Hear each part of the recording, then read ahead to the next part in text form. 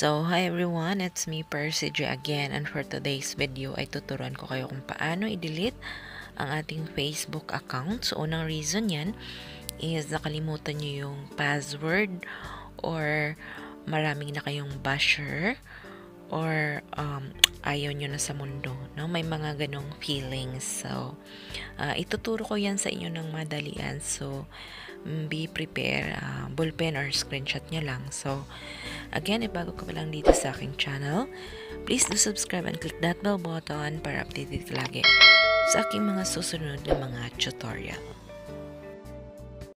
Oh my baby, got me staring at you.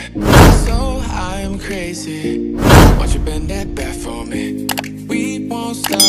Got you feeling both live. You get to fly with me. So, una yung gagawin, punta kayo sa iyong Facebook apps, then punta kayo sa menu, then click nyo lang po ang settings dito sa taas, then hanapin nyo ang see more in account center, then click nyo lang ang personal details, then account ownership and control, then click nyo din ang deactivation or deletion. Tapos yan is i-click nyo yung i-delete yung account. Then, click nyo po ang deletion or Facebook profile. No? Click nyo lang yan. Pwede nyo basahin pag may time kayo. Pagkatapos nyo is click nyo din ang continue. Then, pili lang kayo ng isa. No, ito yung pinili ko. But marami yan sa taas. Pagkatapos yan, makapili na kayo.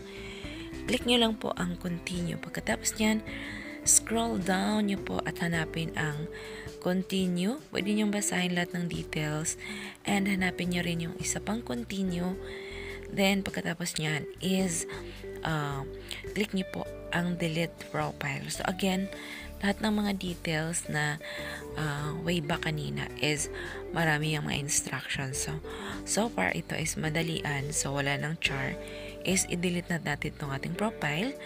So, chinek ko siya ulit. Ayan, per schedule na po ang ating pag-delete ng ating Facebook account. So, yung pag ma-delete na yan, hindi yan makikita forever in your life, no? So, ganun lang kadali guys, yung pag-delete ng ating Facebook account. Kung may mga katanungan kayo about this tutorial, pwede kayo mag-comment sa akin sa baba. So, thank you so much everyone and God bless.